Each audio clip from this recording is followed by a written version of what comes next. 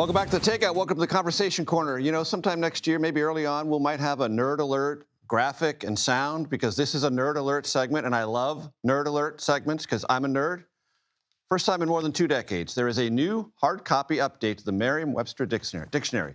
It adds more than 5,000 new words and phrases. I want to bring in Peter Sokolowski. He is the editor-at-large at Merriam-Webster. Peter, what a pleasure to have you here. It's a treat for me. Thank you. And this must be one of the greatest jobs ever. Oh, it's a fun job if you love words. Right. You know, yeah, absolutely. And I love words.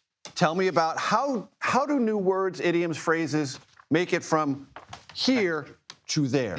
Right. The job is research. The job is revision, because a new sense to an existing word might be part of what we find.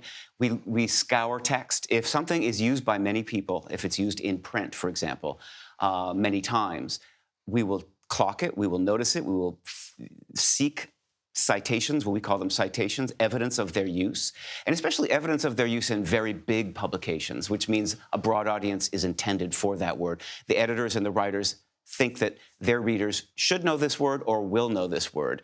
And then there's the linguistic white gloves. Is the word in quotes? Is it explained in parentheses, or is it in italics?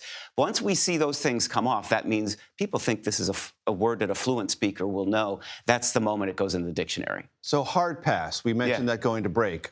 Cold brew is one of them. Riz, how do they show up? And farm to table. What happens is a lot of these might be initially texting or social media kinds of terminology, or the kind of the crunching, like, am I right? You know, when the sort of, or LOL, but I mean, there's a lot of that. But it gets transcribed, and it gets written, it gets published. It might be in the New York Times or the Washington Post. And you see those things transcribed, and it really printed, published writing is the gold standard for us, because we need to see the evidence in order to assess it. So it's not just spoken slang, because that moves into print. And once it's in print, then it goes to the dictionary. So we're a little bit of a lag indicator of the language, and we're looking in the rearview mirror. We need to report the facts, which means we need to assemble them. And they need to be sticky. So something that's jargony that only lasts for a year doesn't have the stickiness quality that ends up here. That's right. And it's absolutely true. Words come and words go. And so the fact is, we've always tried to be the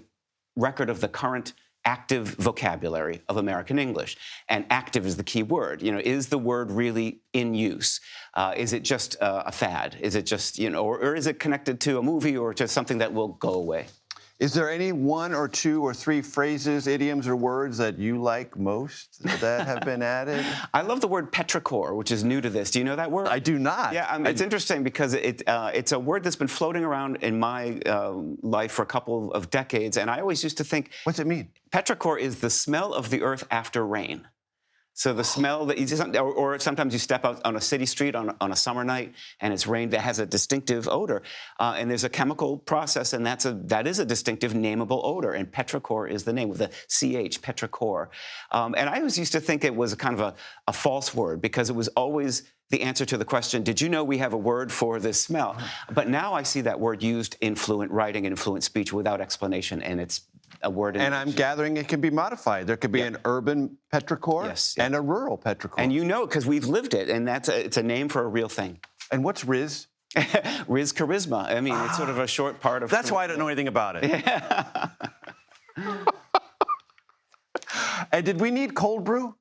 Well, yes, because I mean, a cold brew is not. If you look up cold and you look up brew, you don't get the sum of those parts. The fusion. It's like dad bod or dad joke, which are also new to this edition. I know something about dad jokes. I know nothing about the dad bod. Peter Sokolowski, so great to have you. Merriam-Webster Collegiate Dictionary. I'm a nerd. I love it.